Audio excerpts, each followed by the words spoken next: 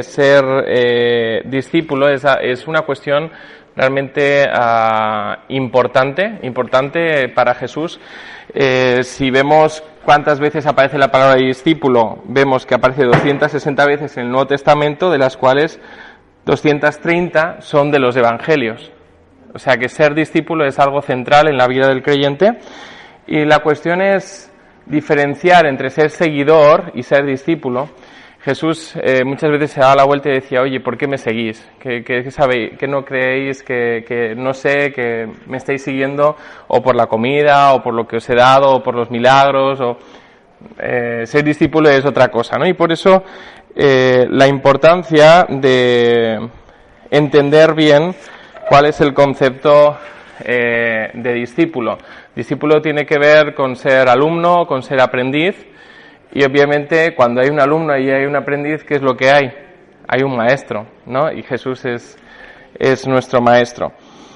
El alumno no solo escucha, no solo sigue, no solo aprende, sino que también obedece los consejos en base a que ha depositado una confianza en el maestro. Ha depositado confianza en el sentido de que como guía, pues yo no sé cómo guiarme, pero él sí sabe. Entonces, aunque yo no llegue a comprender la totalidad de lo que está ocurriendo y la totalidad de las cosas de la vida, en esa confianza yo es que me guío en él, ¿no? Entonces, en nuestra cultura sí que es verdad que diferenciamos mucho lo que es escuchar, oír, obedecer. En la cultura judía no era tanto así, o sea, quien escuchaba obedecía, y si no es que no había escuchado. Entonces, cuando habla de escuchar Jesús, tiene que ver con, implica esa parte de obediencia en confianza, ¿no?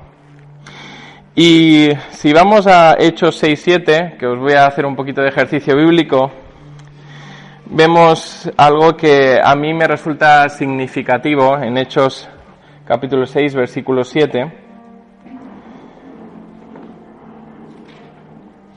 Debe haber algo aquí en este versículo que nos llame la atención, sobre todo con respecto al tema de ser discípulo o no.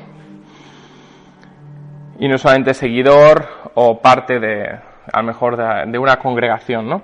Dice: y decía la palabra del Señor, y el número de los discípulos se multiplicaba grandemente en Jerusalén. También muchos de los sacerdotes obedecían a la fe. O sea, aquello en principio debían saber, debían seguir, aprendieron algo que era distinto, que era obedecer en confianza. Estos sacerdotes, que debían ser ejemplo se convirtieron en aprendices, en esa obediencia en confianza al Maestro, en confianza a Cristo. Así que algunos, sobre todo en la cultura judía, debemos entender que el seguir la Torá, la Tanaj, tenía que ver con: si yo lo sigo, yo voy a ser bendecido. Entonces los que eran bendecidos económicamente se creían justos, porque mira, yo soy un buen cumplidor, y porque soy buen cumplidor me van bien las finanzas. Era más bien un utilitarismo de la fe, ¿sí? Realmente no había una confianza en la obediencia, sino que había un utilitarismo, en el sentido de que no es que yo estoy para cumplir los sueños de Dios, sino que Dios está para cumplir mis sueños. Si yo cumplo una serie de condiciones, Él me lo va a cumplir. Que en ese error también entra muchas veces el evangelicalismo. Entonces, bueno, la tarea del discípulo no era solo escuchar, no era solo seguir, no era solo aprender, sino que también era obedecer, y en última instancia no solo obedecer, sino también transmitir. El objetivo de transmitir es algo inherente al discípulo, o sea, un discípulo haciendo discípulos, y esa es nuestra dinámica como creyentes, ¿no? Resumiendo, ¿qué se requiere de un discípulo para que sea discípulo? En primer lugar, actitud continua de aprendizaje.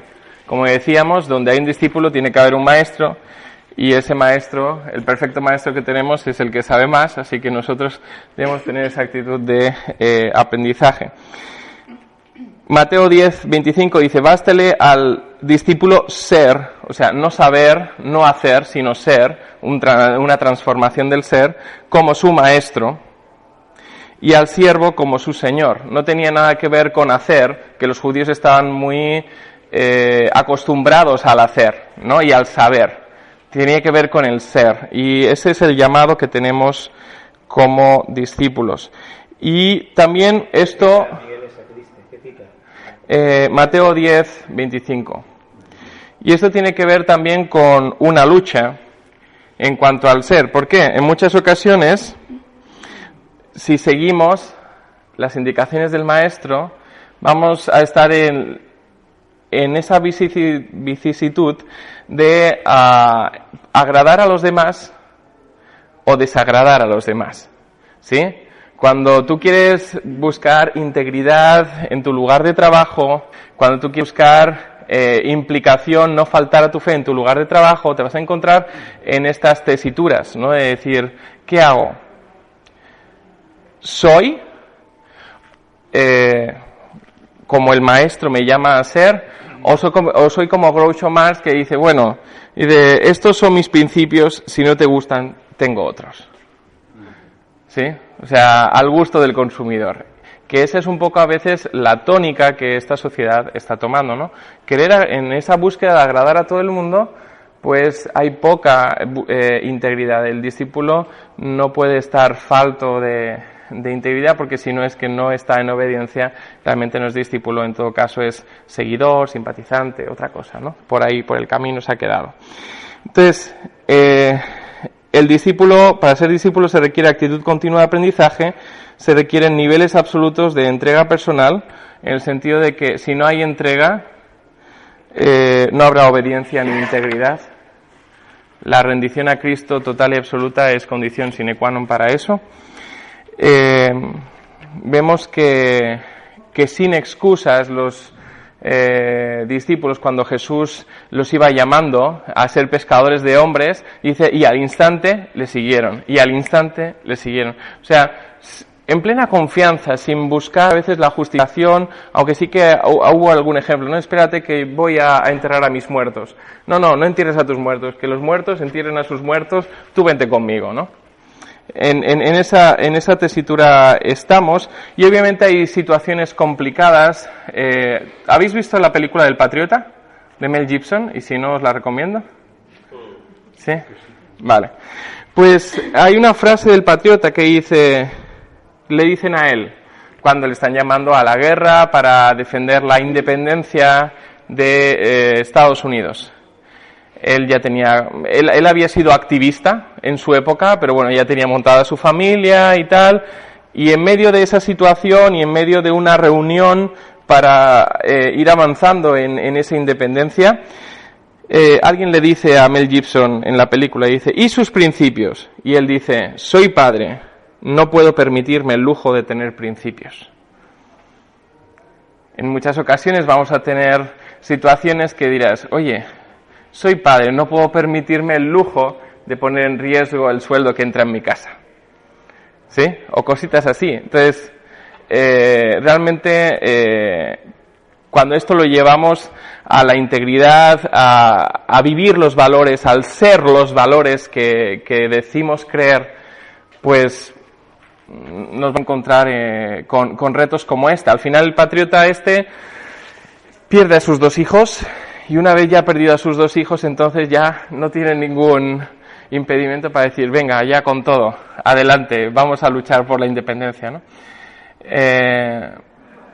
Jesús decía, quien no renuncia a padre o madre o hermanos, por causa de mí. O sea, ese es el llamamiento, ¿no? Que aún así también hay una promesa ahí. Esos versículos, si queréis el apunte, Lucas 14, 25 al 27, y también Lucas 18, 28 al 30. Pero ahí está la promesa, en el Lucas 18, 28 al 30. Dice, entonces Pedro dijo, he aquí nosotros hemos dejado nuestras posesiones y te hemos seguido. Y él les dijo, de cierto os digo, que no hay nadie que haya dejado casa, o padre, o hermanos, o mujer, o hijos, por el reino de Dios, que no haya de recibir mucho más en este tiempo y en el siglo venidero la vida eterna. Así que la entrega, la integridad, la obediencia completa, en confianza completa a Cristo, tiene una promesa. Y en esa promesa es que nos mantenemos ¿sí? Aferrarnos a la promesa de la vida eterna, aferrarnos a que Él está en control de todo y que Él no nos va a poner en una prueba tan grande que no podamos soportar, ¿no? Obviamente nuestra profesión está en tela de juicio desde hace muchos años. Yo pienso que incluso algunos ya la han destruido como tal, porque es psicología al gusto del consumidor en algunos temas. Entonces tenemos un gran reto por delante.